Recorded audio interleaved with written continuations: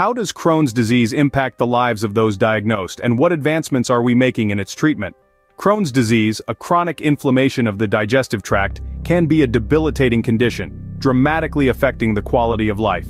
Recent advancements, however, are offering new hope.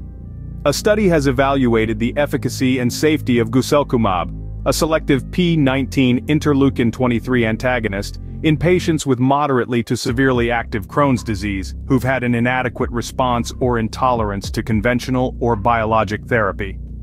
Let's delve into the details of this groundbreaking study. The Galaxy-1, a phase 2 study, explored the potential of Guselkumab as a treatment option. This study was double-blind and placebo-controlled, testing the efficacy and safety of Guselkumab in patients with moderately to severely active Crohn's disease.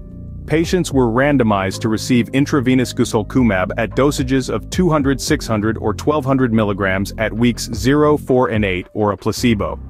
The study also included a reference arm of patients receiving intravenous Ustekinumab. The primary focus was the change from baseline in the Crohn's Disease Activity Index score. Other significant endpoints included clinical remission, clinical response, patient-reported outcomes to remission, clinical biomarker response, and endoscopic response. These were all evaluated through week 12, providing a comprehensive overview of how Guselkumab might impact patients with Crohn's disease.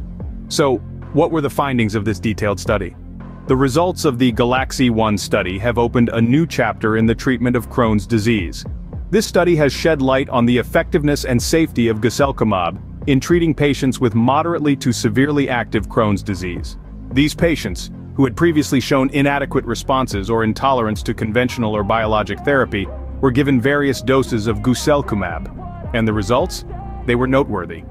Taking a closer look, we can see that there were significant reductions in the Crohn's Disease Activity Index across all Guselkumab groups. This was in stark contrast to the placebo group, which saw much less change.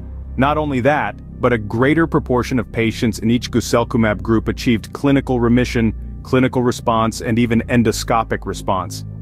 This means that their symptoms were not just less severe, but in some cases they had disappeared altogether. And what about the safety of Guselkumab?